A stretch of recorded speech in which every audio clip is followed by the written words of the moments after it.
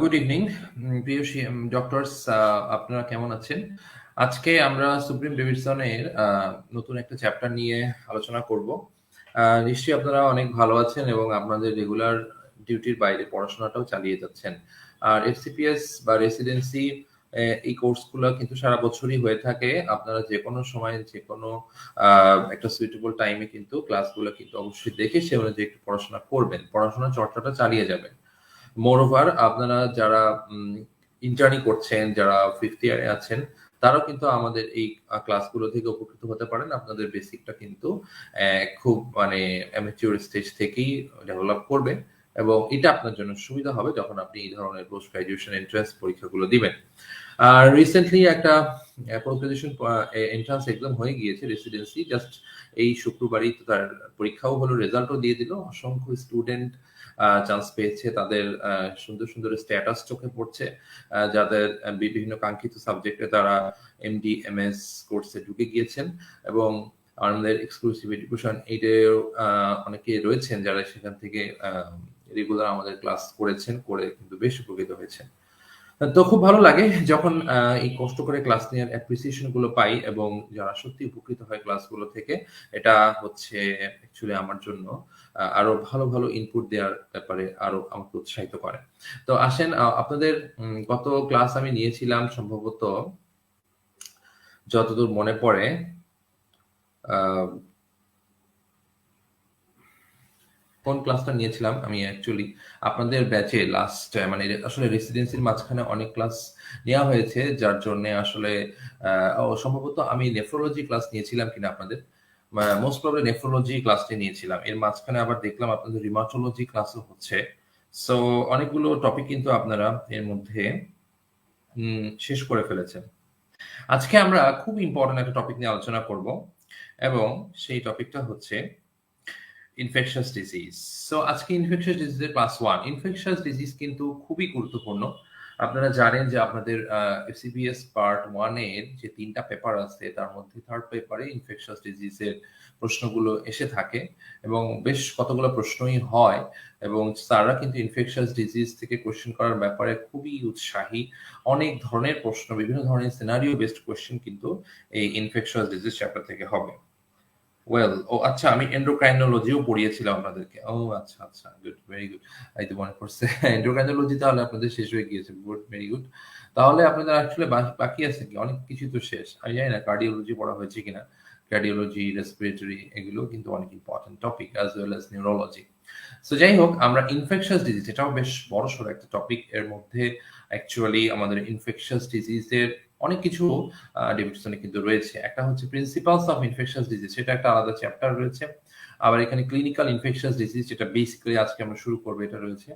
তার সাথে আপনার কিন্তু কিছু সেক্সুয়ালি ট্রান্সমিটেড ডিজিজ, এইচআইভি নামে একটা আলাদা চ্যাপ্টারই রয়েছে, সেগুলো কিন্তু ইম্পর্টেন্ট। এছাড়া বিভিন্ন সিস্টেমিক ডিজিজের মধ্যেও কিন্তু বিভিন্ন ইনফেকশাস ডিজিজ সেগুলোও কিন্তু ঢোকানো রয়েছে।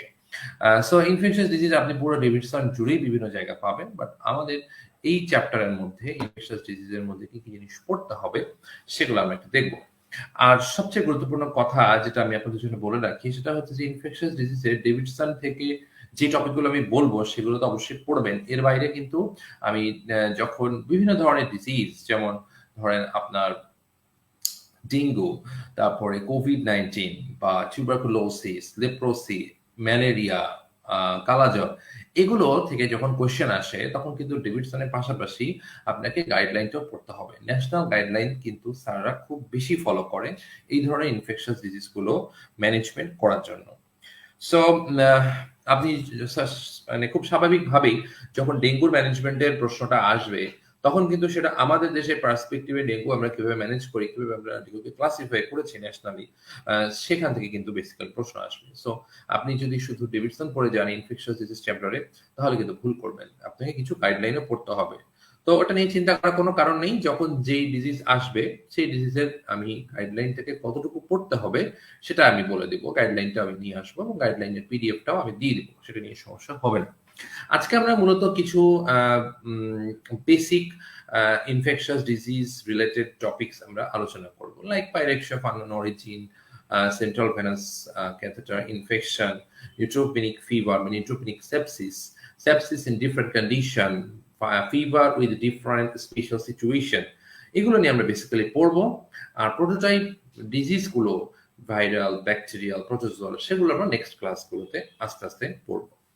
আমরা 6টা ক্লাসে ভাগ করেছি, খুব বেশি টেনশনের কারণ নাই, অল্প অল্প করেই পড়বো, ধীরে সুস্থে আগাবো, বাট ইম্পর্টেন্ট টপিকগুলো নিয়েই আমরা আলোচনা করবো। অ্যাকচুয়ালি কিছু কিছু জিনিস, অনেক কিছুই আছে ডেভিডসনে, হ্যাঁ, সেগুলো আসলে আমাদের পরীক্ষার জন্য খুব একটা উপযোগী না, বাট জানার জন্য তো অবভিয়াসলি আপনি পড়বেন, বাট পরীক্ষার জন্য স্পেসিফিক্যালি আপনার কি লাগবে আমরা সেভাবে আস্তে আস্তে আগাবো। ওকে, সো ইন্ট্রোডাকশন মোটামুটি শেষ, আসলে আমরা শুরু করি যে আমাদের কি কি পড়তে হবে। ওয়েল, সবার স্ক্রিনে আমরা ডেভিডসনের চ্যাপ্টার 13, আমরা কিন্তু 24th এডিশন পড়ছি। 24, আমি আপনাদের এর আগেও কিন্তু 23rd এডিশন থেকে ইনফেকশাস ডিজিজ ক্লাস নিয়েছিলাম জানুয়ারি মাসে।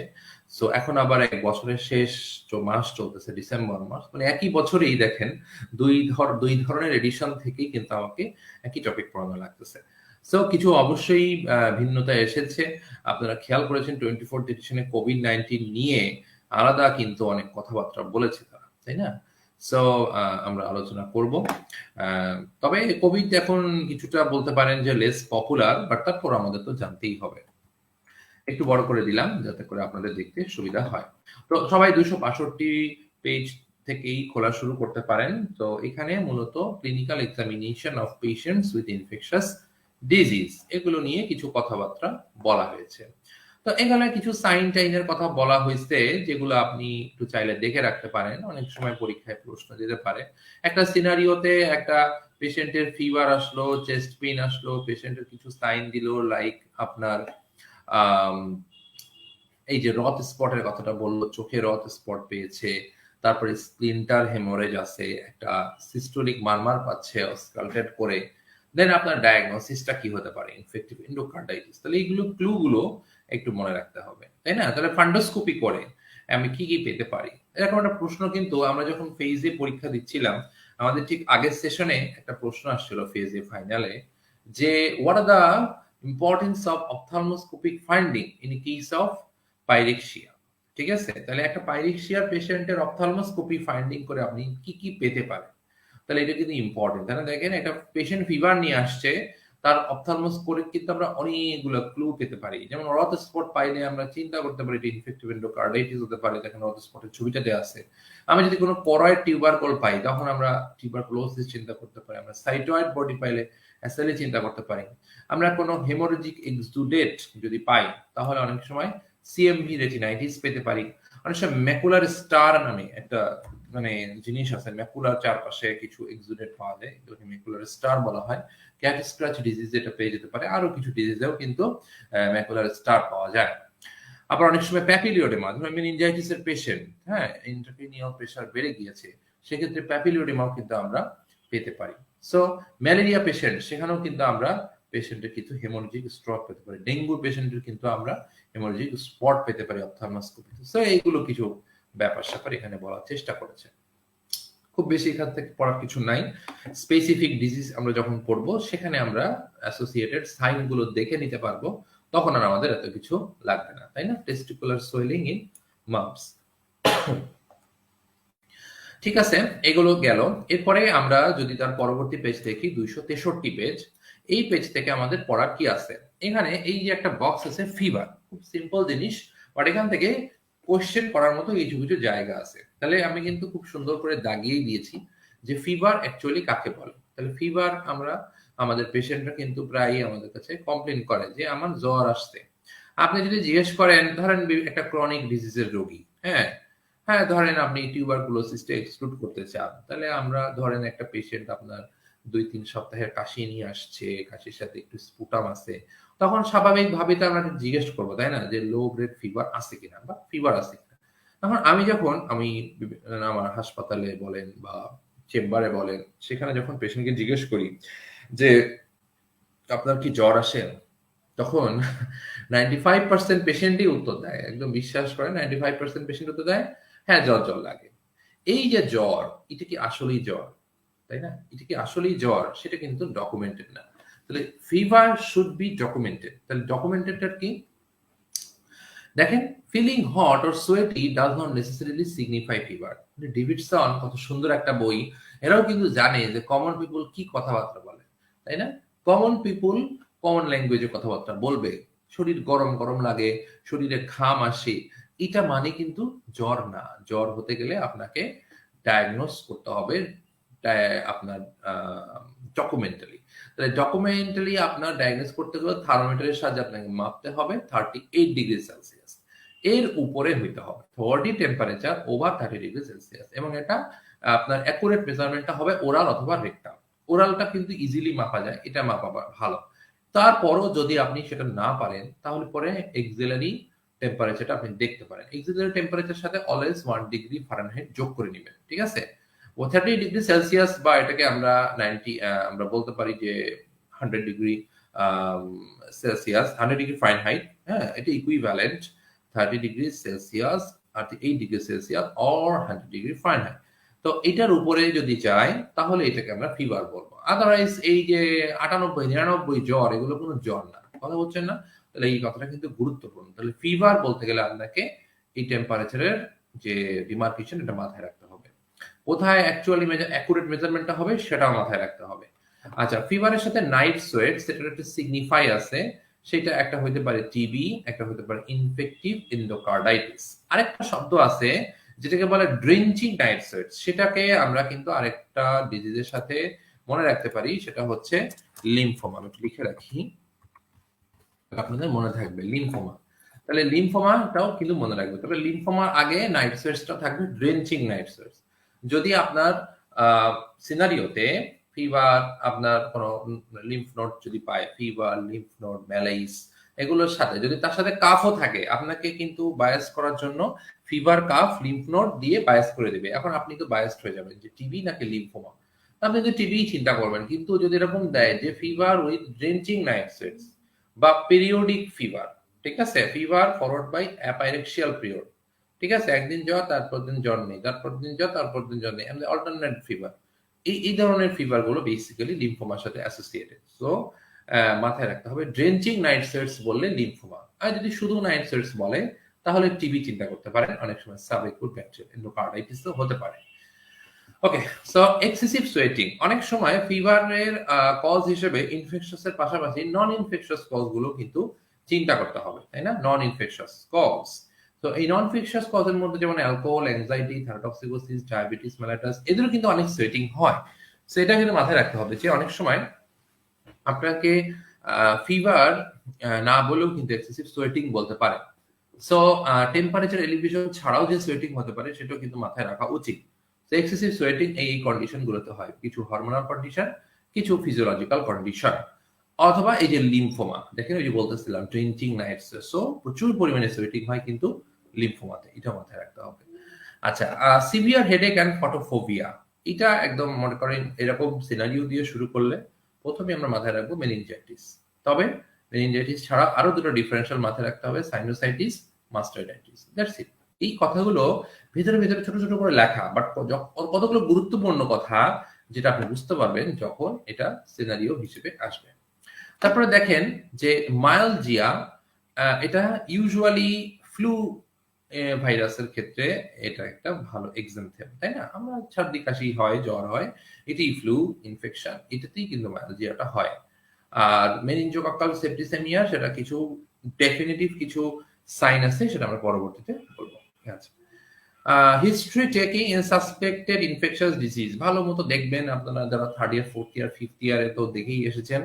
তো তার মধ্যে কতগুলো ব্যাপার খুব ইম্পর্টেন্ট, অকুপেশনটা খুব ইম্পর্টেন্ট, আমরা এবং ট্রাভেলিং হিস্ট্রিটা খুব ইম্পর্টেন্ট, তাই না? যে একটা ফিভার ডেলিনিয়েট করার ক্ষেত্রে আমাদের ট্রাভেলিং হিস্ট্রি এবং অকুপেশনটা খুব ইম্পর্টেন্ট। যখন আপনি সিনারিও গুলো দেখবেন তখন দেখবেন ট্রাভেলিং হিস্ট্রিটা খুব গুরুত্বপূর্ণ, স্পেসিফিক্যাল ইনফেকশাস ডিজিজের ক্ষেত্রে।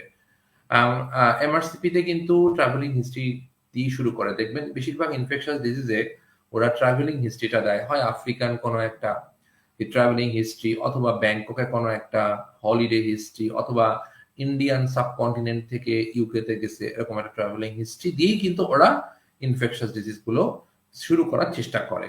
বাংলাদেশে তো অবশ্য ট্রাভেলিং হিস্ট্রি দেয় না, কারণ বাংলাদেশের ইনফেকশাস ডিজিজের আখড়া, এখানে আর ট্রাভেলিং হিস্ট্রি কই দিবে? হ্যাঁ, না থাকলে যাওয়ার তো যা আছে তা হয়ে যাবে। তবে ২-১ টা এসটিডির ক্ষেত্রে ব্যাংককটা দিয়ে দিতে পারে। ঠিক আছে? থাইল্যান্ডে যেয়ে ওইসব নিয়ে আসতে পারে। যাই হোক, তবে বাংলাদেশের ভিতরেও কিন্তু travelling history important. Like hill tract এরিয়াতে সেখানে একটা ট্রাভেলিং হিস্ট্রি ইম্পর্টেন্ট। যদি এটা নর্দার্ন এরিয়াতে হয় সেটা একটা ইম্পর্টেন্ট হিস্ট্রি বহন করে। এগুলো ২-১ টা লাগতে পারে। অকুপেশন ইম্পর্টেন্ট, যেমন ট্যানারি ওয়ার্কারের ক্ষেত্রে অ্যানথ্রাক্সটা খুব ইম্পর্টেন্ট। রিক্রিয়েশনাল পার্সুইটের ক্ষেত্রে লাইক ক্যানোয়েস্ট, উইন্ড সার্ফারের ক্ষেত্রে লেপ্টোস্পাইরোসিস, মানে পানির মধ্যে যারা থাকে তাদের লেপ্টোস্পাইরোসিসটা হতে পারে। সো এই ব্যাপারগুলো একটু, ক্লুগুলো একটু মাথায় রাখবেন যাতে করে প্রশ্নের অ্যান্সার দিতে আপনাদের সুবিধা হয়। Skin lesion in infectious disease একটা খুবই গুরুত্বপূর্ণ একটা টার্ম। এটা মানে বলে শেষ করার উপায় নেই। মানে ইনফেকশাস ডিজিজের সাথে স্কিনের মরফোলজি গুলো কত ইম্পর্টেন্ট, তাই না?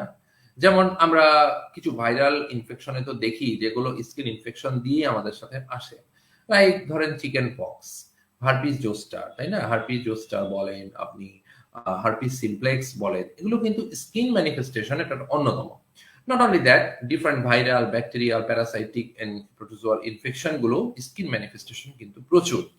সো স্কিন ম্যানিফেস্টেশন গুলো আলাদাভাবে আমাদের মনে রাখা উচিত। তার মধ্যে উল্লেখযোগ্য অনেক সময় বলে, যেমন ইরাইথেমা মাইগ্রেন্স, এটা যদি বলে যে একটা এনলার্জিং র্যাশ অফ ইরাইথেমা, হ্যাঁ, একটা জায়গায় একটা ইরাইথেমা হইছে, সেইটা হুইল হয়ে বড় হইছে। প্রথমে একটা শুরু হইছে, তারপরে এই একটা ইরাইথেমা বিভিন্ন জায়গায় ছোট ছোট করে মাইগ্রেট করতেছে। যদি এরকম কোনো হিস্ট্রি দেয়, নিঃসন্দেহে এটা বরেলিয়া ইনফেকশন। বরেলিয়া মানে লাইম ডিজিজ। তাহলে এইটা যেমন একটা ক্লু। ইরাইথেমা মাল্টিফর্মি, ঠিক আছে? স্পেসিফিক মাল্টিফর্মি লেশন আছে, বুলস আই লেশন। এই মাল্টিফর্মি যদি থাকে তাহলে মোস্ট কমন যেটা, সেটা আপনাকে মাথায় রাখতে হবে, স্ট্রেপ্টোকক্কাল ইনফেকশন। ইরাইথেমা নোডুসামেরও কিন্তু অনেক ডিফারেন্সিয়াল রয়েছে। তার একটা কমন ডিফারেন্সিয়াল আমরা জানি সার্কোইডোসিস, টিউবারকুলোসিস। হ্যাঁ, এগুলো হচ্ছে ইরাইথেমা নোডুসাম। কিছু ভাইরাল ইনফেকশন, এগুলো কিন্তু ইরাইথেমা নোডুসামের কিছু কমন আপনার স্ট্রেপ্টোকক্কাসেও কিন্তু ইরাইথেমা নোডুসাম হয়। আবার হার্পিসে কিন্তু ইরাইথেমা মাল্টিফর্মি হয়। সো এগুলো একটু মাথায় রাখতে হবে। হ্যাঁ, আমরা দেখবো, আস্তে আস্তে দেখবো, সমস্যা নাই। তো স্কিন ম্যানিফেস্টেশন দিয়েও প্রশ্ন কিন্তু পরীক্ষায় আসতে পারে। তাহলে ফিভার, তাই না? আমরা 264 নাম্বার পেজে আসলাম। ফিভারের ডেফিনেশন দিছে, ভালো কথা, এটা আমরা আগেই বলেছি যে কোর বডি টেম্পারেচার কত বেশি হবে, 38 ডিগ্রি সেলসিয়াস। বারবার একই কথা বলা হচ্ছে। Fever is a response to cytokine and acute phase protein. তাহলে সাইটোকাইনের অনেক ব্যাপার-স্যাপার রয়েছে, অ্যাকিউট ফেজ প্রোটিনের ব্যাপার-স্যাপার রয়েছে। এগুলো কিন্তু প্রিন্সিপালস অফ ইনফেকশাস ডিজিজে আলোচনা করা হয়েছে। দেখেন পেজ নাম্বার দিয়ে দিছে। সেটা আমরা ওখানে যেয়ে দেখবো। খুব একটা পরীক্ষার জন্য ইম্পর্টেন্ট না, বাট অ্যাকিউট ফেজ প্রোটিনের নামগুলো জানা উচিত, তাই না?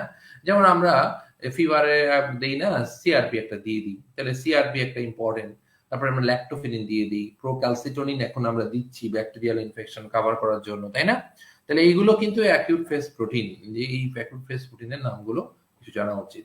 আমরা কোভিডে দেখেছি যে সাইটোকাইন স্টর্ম হয়, তাই না? তাহলে এই সাইটোকাইনও কিন্তু ফিভার হলে আসে। তাহলে কোন সাইটোকাইনের জন্য ফিভার আসে? আপনারা যারা প্যাথোলজি পড়ে এসেছেন, আই থিংক এটা জানাও, মানে নিশ্চয়ই মনে আছে আপনার যে কোন ধরনের সাইটোকাইন মূলত ফিভারের জন্য দায়ী। নিশ্চয়ই যারা প্যাথোলজি মুখস্থ মানে পড়েছেন তারা একটু কমেন্টে লিখবেন কোন ধরনের সাইটোকাইন, কি কি সাইটোকাইন ফিভারের জন্য responsible. Please comment here. Okay, then investigation. তাহলে আমি যদি কোনো ক্লিনিক্যাল ফিচার বুঝতে না পারি যে কোন ধরনের ডায়াগনোসিস দিকে যাচ্ছে, তখন আমি একটা লিস্ট অফ ইনভেস্টিগেশন করতে পারি, যেটা আমি একটু পরেই পড়বো। এই যে দেখেন ডান পাশে লেখা আছে পাইরেক্সিয়া অফ আননোন অরিজিন। তাহলে এই ইনভেস্টিগেশন গুলো প্রথমে একটু দেখে নেওয়া ভালো, যে আমি আসলে কি ইনভেস্টিগেশন করব। অনেক ইনভেস্টিগেশন, সবগুলো তো আসলে আমরা আমাদের দেশের পার্সপেক্টিভে করা যায় না, বাট আমাদের জানা থাকা ভালো। কারণ আমরাই হয়তো একদিন ইউকে তে কাজ করতে যাবো, একদিন মিডল ইস্টে কাজ করতে যাবো, একদিন ইউএসএ তে যাবো, অস্ট্রেলিয়াতে যাবো। তখন আমাদের এই প্যানেল ধরে দিলে কোনো সমস্যা নাই। ওদের ইনভেস্টিগেশন করতে ওরা কখনো দ্বিধা করে না। একটা জ্বর হয়ে আসলেও ওরা 20টা ইনভেস্টিগেশন দিতে পারে। বাট আমাদেরকে অবশ্য বাংলাদেশের পার্সপেক্টিভে জুডিশিয়াল চিন্তা করতে হবে। সেজন্য আমরা চিন্তা করব ক্লিনিক্যাল ফিচার গুলো খোঁজার জন্য। আর ওরা অত ক্লিনিক্যাল ফিচার না খুঁজে ইচ্ছা মতো দিতে পারে। আচ্ছা, মেহেদি হাসান লিখেছেন ইন্টারলিউকিন 1, ভেরি গুড। তারপর ইন্টারলিউকিন 6, ভেরি গুড। আর একটা টিএনএফ, তাই না? Very good.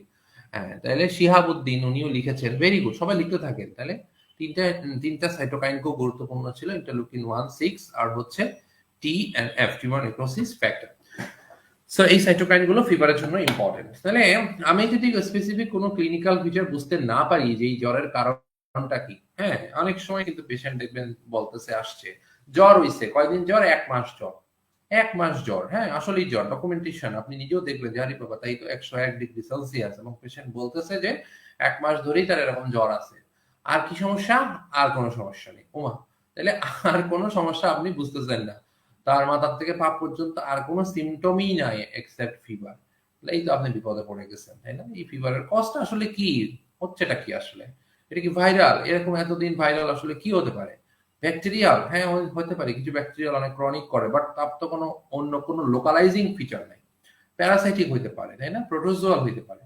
সো তখন আপনাকে এই ধরনের প্যানেল ইনভেস্টিগেশন করতে হবে। তাহলে দেখেন এখানে ইনভেস্টিগেশন গুলো আছে, routine investigation, liver function, renal function, তারপরে দেখেন মাসল এনজাইমটা বলছে, এইটা কিন্তু গুরুত্বপূর্ণ, তাই না? তাহলে কিছু রিমাটোলজিক্যাল ডিজিজ এটা কিন্তু ফিভার নিয়ে প্রেজেন্ট করে, সেই জন্য আমাদেরকে কিছু রিমাটোলজিক্যাল টেস্ট করতে হবে। লাইক ধরেন পলিমায়াসাইটিস এর পেশেন্ট, ডার্মাটোমায়াসাইটিস এর পেশেন্ট, তার কিন্তু হতে পারে আপনার ফিভার, তাকে কিন্তু সিপিকে এগুলো করতে হবে। তারপরে দেখেন এসএলই পেশেন্ট, এএনএ টেস্ট করা উচিত, অ্যান্টিবডি টেস্ট করা উচিত, anti CCP, anti dsDNA, ENA profile, because RA, systemic sclerosis, বিভিন্ন কানেক্টিভ টিস্যু ডিজিজ ফিভার নিয়ে প্রেজেন্ট করতে পারে। ইউ ডোন্ট নো যে অ্যাকচুয়ালি এটা ইনফেকশাস কজ নাকি non infectious cause, so you have to think broad. Inflammatory marker গুলো দেখবেন যে ইনফ্লামেশনের জন্য হয়েছে কিনা, তার জন্য ওই যে অ্যাকিউট ফেজ প্রোটিন গুলো আমরা দেখবো, লাইক ইএসআর, সিআরপি, প্রোক্যালসিটোনিন, এটা আমরা বলেছি। আচ্ছা, পেশেন্ট যদি বিশেষ করে যদি পেশেন্ট বাইরে থেকে আসে, হ্যাঁ, মিডল ইস্ট বলেন বা ওই যে ব্যাংককের কথা বললাম, থাইল্যান্ড, তাহলে আমরা কিন্তু অবশ্যই একটা এইচআইভি টেস্ট করবো, এটা ইম্পর্টেন্ট, ঠিক আছে? আমি যখন এফসিপি স্পার্টন ট্রেনিং করেছিলাম, তখন আমাদের ইউনিট হেড প্রফেসর টিটু মিয়া স্যার, ওনার দুটো খুব প্রিয় টেস্ট ছিল, ঠিক আছে? দুইটা না, তিনটা খুব প্রিয় টেস্ট, যে ফিভার বা এই ধরনের কিছু ইনফেক্টিভ লোকালাইজেশন করা যাচ্ছে না, তখন উনি এরকম এইচআইভি টেস্ট করতেন, ভিডিআরএল মানে সিফিলিস টেস্টটা করতেন, আর হচ্ছে এএনএ টেস্টটা করতেন, ঠিক আছে? তাহলে এই তিনটা টেস্ট কিন্তু দেখা যাচ্ছে যে আমরা করি না সাধারণত, বাট করা উচিত। সো প্রচুর পেশেন্ট, ইয়াং ফিমেল যখন আপনাকে বলবো অনেকদিন ধরে ফিভার, অবশ্যই ডু এএনএ। বাইরে থেকে আসছে এইচআইভি সিফিলিস করে ফেলবেন, ঠিক আছে? ইউরিনালাইসিস তো অবশ্যই করবেন, যেই হোক, পুরুষ হোক মহিলা হোক, জ্বরের কারণ খুঁজে পাচ্ছে না, ইউরিন আপনাকে করতেই হবে, বিকজ সবসময় ইউটিআই তে কিন্তু আপনার আসে না, সিমটম আসবে না, সাইলেন্ট আপনার ইউটিআই হতে পারে, অ্যাসিমটোমাটিক ব্যাকটেরিউরিয়া যেটাকে আমরা বলি, ওইটা কিন্তু হইতে পারে অ্যাসিমটোমাটিক ব্যাকটেরিউরিয়া। তো সেক্ষেত্রে কিন্তু আপনাকে অবশ্যই ইউরিনারি করতে হবে। প্রত্যেকটা পেশেন্টের জ্বর টর আসলে ইউরিনারি করবে, because urosepsis is the common cause of pyrexia of unknown origin. Blood culture obviously করতেই হবে, যেটা আমাদের দেশে খুবই বাজেভাবে হয়। ব্লাড কালচারটা করা উচিত। এছাড়া যেসব জায়গায় আপনি লোকালাইজেশন পাবেন, যদি গলা ব্যথা হয় থ্রোট স্টপ কালচার করবেন। হ্যাঁ, আপনি ওই যে ধরেন কোভিড এর মতো সিচুয়েশন থাকলে পিসিআর করতে পারেন। আরো অনেক পিসিআর বাংলাদেশে করা মানে মানে করা যেতে পারতো, কিন্তু আসলে সব জায়গায় অ্যাভেলেবিলিটি নাই। আচ্ছা, দেন হচ্ছে টক্সিন আছে, অনেক সময় করা যেতে পারে, স্টুলে কালচার করতে পারি, ওভাম দেখতে পারি। স্পুটাম কালচার এটা আমরা করে থাকি, আমরা এনআইডিসিএইচে আমরা কিন্তু আমাদের পেশেন্টদের যারাই আসে না কেন, স্পেশালি আমাদের তো মূলত রেসপিরেটরি গেসি আমরা পাই, সো আমরা স্পুটাম কালচার করি। এবং রিসেন্টলি দেখতেছি স্পুটাম কালচারে মানে খুব বেশি প্যাথোজেন আসতেছে, মোর স্পেসিফিক্যালি ক্লেবশিয়াল এবং সিউডোমোনাস, এই দুটো খুব বেশি পরিমাণে পজিটিভ আসতেছে, এবং most of the antibiotic has already registered against this kind of pathogen. So sputum culture খুব ইম্পর্টেন্ট, যেটা আমরা কিন্তু প্রায়শই করি না। হ্যাঁ, আমরা ব্লাড কালচার করে উড়াই দিচ্ছি, কিন্তু আমরা স্পুটাম কালচারটা করতে চাই না, অথচ পেশেন্ট কিন্তু বলতেছে তার কাশি হচ্ছে, প্রফিউজ এক্সপেক্টোরেন্ট স্পুটাম আসতেছে, রাস্টি ইয়েলোইশ বলতেছে পেশেন্ট, কিন্তু আমরা CBC, CRP, chest X-ray hand করে উড়াই দিচ্ছি, আমরা স্পুটাম কালচারটা করতেছি না। এটা করবেন, ঠিক আছে? আপনার উপজেলাতে সম্ভব না হলেও আপনারা যারা চেম্বার প্র্যাকটিস করেন বাইরেটারে অবশ্যই করবেন। যারা মেডিকেল কলেজ হাসপাতালে পোস্টিং এ আছেন, ইন্টার্নি করছেন, তারাও স্পুটাম কালচার রোগীদের করতে দেবেন। এটা ইম্পর্টেন্ট, আমরা এটা করি না, বাট এটা করা উচিত। কথা বুঝছেন? তাহলে আমরা অ্যান্টিবায়োটিক কাভারেজ গুলো বুঝতে পারবো যে কোন অ্যান্টিবায়োটিক গুলো ভালো কাজ করতেছে। আচ্ছা, specific test and their priority, এটা আপনার মানে ইয়ার সিমটমের উপরে। আপনি দেখলেন যে পেশেন্টের কিছু হেমোরেজিক স্পট আছে, পেশেন্টের ফিভারের সাথে মানে তার মায়াল যে সিভিয়ার বডি এক আছে, আপনার ডেঙ্গু একটা সাসপিশন হতে পারে, তাই না? তাহলে ডেঙ্গু এনেসান করবেন। আপনার মনে করলেন ম্যালেরিয়া রিজন থেকে আসছে, তাহলে একটা আরডিটি টেস্ট করতে পারেন। আপনার মনে হচ্ছে যে পেশেন্টের জ্বর আছে অনেকদিন ধরে, পেশেন্ট ময়মনসিংহ টাঙ্গাইল ওই রিজিয়ন থেকে আসছে, পেশেন্টটা দেখতে একটু কালো কালো লাগতেছে, হ্যাঁ, আপনি হাত দিয়ে একটু লিভার আর স্প্লিন পেয়ে গেছেন, অবশ্যই একটা RK39 strip test for visceral leishmaniasis একটা করবেন, ঠিক আছে? স্যালমোনেল্লা যদি চিন্তা করেন ব্লাড কালচার করবেন। এই ভিডাল টেস্ট দিয়ে কোনো কাজ হবে না, একদম বাজে টেস্ট একটা ভিডাল টেস্ট, ঠিক আছে? কোনোদিন ভিডাল টেস্ট মিস করবেন না, এটা উপজেলা টেস্ট, গ্রাম্য ভিলেজ ডক্টর কোয়াক টেস্ট, এই ভিডাল টেস্ট কোনো ভ্যালু নেই। তারপরও উপজেলা হাসপাতালে যেহেতু ভিডাল টেস্ট অ্যাভেলেবল, অ্যাটলিস্ট দুটো ভিডাল টেস্ট করবেন, বেসলাইন টাইটা দেখবেন, পরবর্তী টাইটাটা দেখবেন, তাহলে পরে একটা মানে আপনি অ্যাসিউম করতে পারবেন। Do an abdominal ultrasound in the case of pyrexia of origin. Please. ঠিক আছে? এই জিনিসটার গুরুত্ব আমরা অনেক সময় বুঝি না, but it should be. Abdominal ultrasound করে আমরা অনেক কিছু ডেলিনিয়েট করতে পারি। একটা মানে আমি যদি একদম একটা প্যাকেজ বলি, তাহলে আপনি যে কোনো একটা পাইরেক্সিয়া অফ আননোন অরিজিনে কয়েকটা রুটিন ব্লাড টেস্টের সাথে যদি একটা ইয়াং ফিমেল হয়, একটা এএনএ টেস্ট দিবেন, এবং যদি তার কোনো ধরনের কোনো বডি সেক্রেশন আপনি পেয়ে যান, লাইক স্পুটামের সমস্যা, মানে স্পুটাম বেরোচ্ছে বা কোনো ওন্ড আছে, ঠিক আছে, বা হচ্ছে পেশেন্টের সাবকনশিয়াস স্টেটে আছে, তাহলে একটা কালচার করবেন। যেমন সিএসএফটা কালচার করতে পারেন যদি পেশেন্টের কোনো নিউরোলজিক্যাল ফিচার থাকে। পেশেন্টের যদি স্পুটাম থাকলে স্পুটাম কালচার করতে পারেন। পেশেন্টের যদি ওন্ড থেকে থাকে কোনো, সেখান থেকে ওন্ড সব কালচার করতে পারেন। স্টুল যদি প্রফিউজ থেকে থাকে স্টুল কালচার করতে পারেন। তাহলে এইটা একটা করবেন, আর একটা পেশেন্টের আল্ট্রাসাউন্ড অ্যাবডোমেন করবেন, একটা ইসিজি করবেন, ঠিক আছে? এগুলো হচ্ছে বেস লাইন, এগুলো করতেই হবে। তো যেটা বলতেছিলাম, অ্যাবডোমিনাল আল্ট্রাসাউন্ড করে অনেক কিছু আপনি আইডেন্টিফাই করতে পারেন। অ্যাবডোমিনাল আল্ট্রাসাউন্ড করে আপনি হেপাটোস্প্লেনোমেগালিটা ডেলিনেট করতে পারেন। যখনই আপনি দেখেন আপনি ফিভার পাচ্ছেন, আপনি আর কিচ্ছু পাচ্ছেন না, কিন্তু অ্যাবডোমিনাল আল্ট্রাসাউন্ড করে আপনি হেপাটোস্প্লেনোমেগালি পেয়ে গেলেন, তাহলে ফিভার, হেপাটোমেগালি, স্প্লেনোমেগালি, দেখেন আপনার ডায়াগনোসিস কিন্তু চলে আসতেছে 5টা 6টা কমন, 5টা 6টা কমন ডায়াগনোসিস চলে আসতেছে। তখন আপনি সেদিকে আগাইতে পারবেন। ওকে, আপনি শুধু হেপাটোমেগালি পাইছেন, স্প্লেনোমেগালি পান নাই, আপনার ডায়াগনোসিস কিন্তু শর্ট হয়ে আসলো। এবং হেপাটোমেগালির সাথে যদি টেন্ডার হেপাটোমেগালি পান, তাহলে তো আরো শর্ট হয়ে আসলো। ওকে, আপনি হেপাটোমেগালি পান নাই, আপনি শুধু স্প্লেনোমেগালি পাইছেন, ফিভার এন্ড স্প্লেনোমেগালি, আপনার ডায়াগনোসিস কিন্তু শর্ট হয়ে আসলো। আচ্ছা ঠিক আছে, হেপাটোমেগালি পাননি, স্প্লেনোমেগালি পাননি, আপনি শুধু লিম্ফোডেনোপ্যাথি পাইছেন, মানে অ্যাবডোমিনাল লিম্ফোডেনোপ্যাথি আল্ট্রাসাউন্ডে, তাহলে ফিভার এন্ড অ্যাবডোমিনাল আল্ট্রাসাউন্ডের লিম্ফোডেনোপ্যাথি আছে, তাহলে আপনার ডায়াগনোসিস কিন্তু কিছু ডিফারেনশিয়াল ডায়াগনোসিস চলে আসলো। এগুলো নিয়ে কিন্তু আমি আলোচনা করব, ঠিক আছে? আজকে না, আমি সামনের ক্লাসগুলোতে মাঝে মাঝে এই ব্যাপারগুলো নিয়ে আপনাদেরকে ডিফারেনশিয়াল ডায়াগনোসিস শেখাবো। এটা কিন্তু স্যারদের খুব ফেভারিট একটা কোয়েশ্চেন। ডিফারেন্ট ফিভারের সাথে এই যে অর্গানোমেগালি, লিম্ফোডেনোপ্যাথি, বিভিন্ন ব্যাপার স্যাপার, এগুলো নিয়ে কিন্তু সারা ডিফারেনশিয়াল ডায়াগনোসিস দিতে চায়। ট্রু ফলসে দিবে আপনাকে, সিনারিও কোয়েশ্চেন করে সেট করে দিতে পারে। সিনারিও দিলে তো অবশ্যই একদম স্পেসিফিক একটার কথাই বলবে, বা ট্রু ফলস হিসেবে কিন্তু দিতে পারে যে what are the differential of fever, hepatosplenomegaly and lymphadenopathy, তিনোটাই দিয়ে দিল। দেখেন, ফিভার, হেপাটোস্প্লেনোমেগালি, লিম্ফোডেনোপ্যাথি, তাহলে এটা ডিফারেন্সিয়াল ডায়াগনোসিস কি হবে আপনারা কমেন্টে লেখেন, ঠিক আছে? আমি একটা সিনারিও দিলাম, ফিভার, হেপাটোস্প্লেনোমেগালি এন্ড লিম্ফোডেনোপ্যাথি, ঠিক আছে? কোনো এজ লিমিটেড দিলাম না, যে কোনো এজই হোক না কেন আপনি ডিফারেনশিয়াল ডায়াগনোসিস কি কি হতে পারে একটা একটা করে লিখতে থাকেন। দেখি, হ্যাঁ, যে একটা একটা করে লিখেন সবাই, সবারটা মিলাই ঝিলে দেখবেন অনেকগুলো ডিফারেনশিয়াল ডায়াগনোসিস হয়ে গেছে। ওকে, সো আমরা মোটামুটি বুঝতেই পারলাম যে ব্যাপারগুলো কি হতে পারে। হ্যাঁ, এটা একটা ছোট্ট একটা জিনিস যে নার্সিং হোম রেসিডেন্ট মানে বুড়া বয়সে কি কি ইনফেকশন হইতে পারে। বুড়া বয়সের কমন ইনফেকশন, এটা একটা ট্রু ফলস কোশ্চেন হতে পারে। নিউমোনিয়া হয় বুড়াদের, বুড়াদের ইউটিআই হয়, খুবই কমন। বিএসএম মধ্যে যে কয়েকদিন মেডিসিনে ছিলাম ব্লকে, একদম প্রচুর ইউরোসেপসিসের পেশেন্ট দেখছি। সফট টিস্যু ইনফেকশন বুড়াদের প্রচুর হয়, আর গ্যাস্ট্রোএন্টারাইটিস তো চলতেই থাকে, তাই না? তাহলে দেখেন কয়েকটা জায়গায় বুড়াদের সমস্যা হয়, তাহলে এটা কিন্তু ইম্পর্টেন্ট। আচ্ছা, fever, pyrexia of unknown origin, তাহলে পাইরেক্সিয়া অফ আননোন অরিজিনের ডেফিনেশনটা কিন্তু খুব ইম্পর্টেন্ট, এটা মনে রাখবেন সারা জীবন, এটা ভুলবেন না, বুঝছেন? এই ডেফিনেশনটা সবসময় স্যারা কিন্তু জিজ্ঞেস করে। আচ্ছা, একজন লিখেছেন শিহাবুদ্দিন জাকি, আমি কিন্তু বলেছিলাম ফিভার, হেপাটোস্প্লেনোমেগালি, লিম্ফোডেনোপ্যাথি। কালাজ্বর লিখেছেন অ্যান্সার, বাট হবে না। কালাজ্বরের লিম্ফোডেনোপ্যাথি ইজ ভেরি ভেরি আনইউজুয়াল, ঠিক আছে? আপনি তারপরও যদি বলেন যে কোনোভাবে কি সম্ভব না, হ্যাঁ সম্ভব, মেডিসিনে অসম্ভব বলে কিছুই নেই। আফ্রিকান লিশম্যানিয়াসিসে লিভারোপ্যাথি হতে পারে, বাট আমরা যেহেতু বাংলাদেশের পার্সপেক্টিভে চিন্তা করব, ওই আফ্রিকান বা সরি আফ্রিকান না, ওই যে সাউথ আমেরিকান যে ভ্যারাইটি আছে লিশমেনিয়া ব্রাজিলিয়ানসিস, ওখানে হতে পারে। বাট আমরা তো সেটা চিন্তা করতেছি না, আমরা চিন্তা করব বাংলাদেশের ট্রপিক্যাল। সেক্ষেত্রে কালাজ্বর কিন্তু ডিফারেন্সিয়াল হবে না।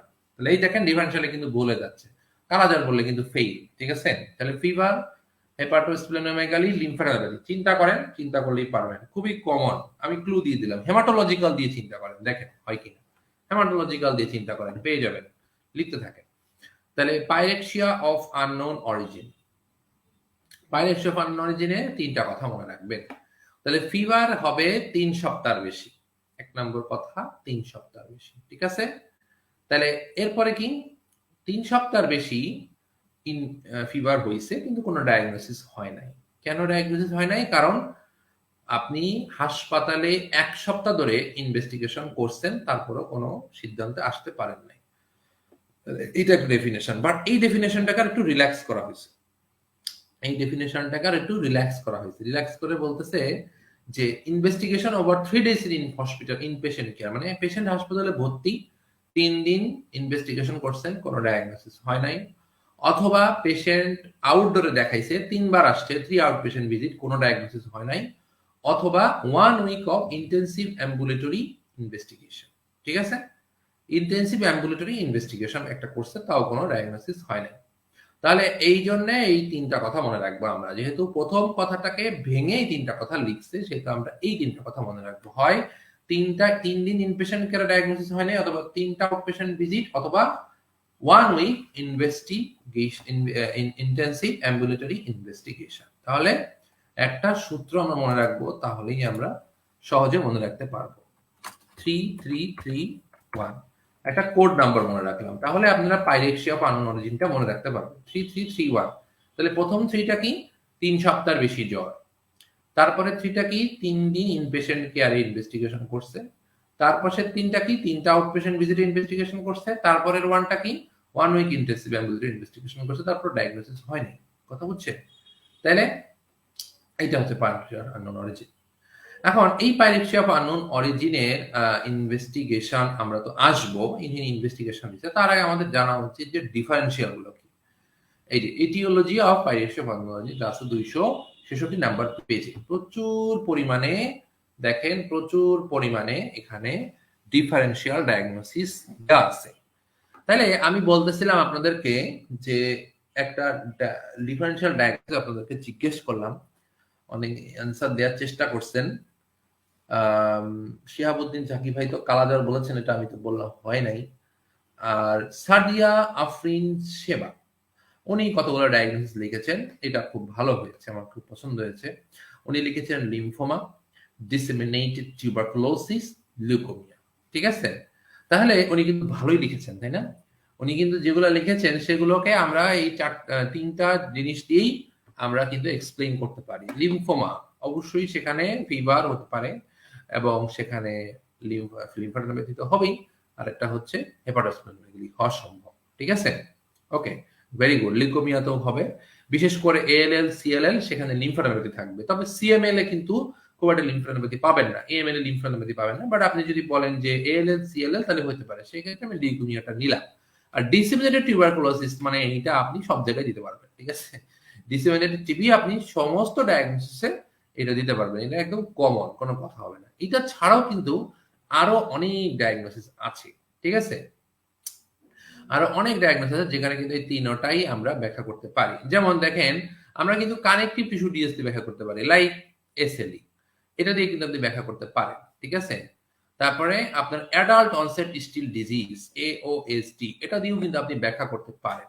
তাহলে আপনি এই 3টা সেবা আপনাকেই মানে আপনারা না, সবাই যারা আছে সবাইকেই বলতেছে, আপনি যে 3টা ডায়াগনোসিস লিখেছেন খুবই সুন্দর।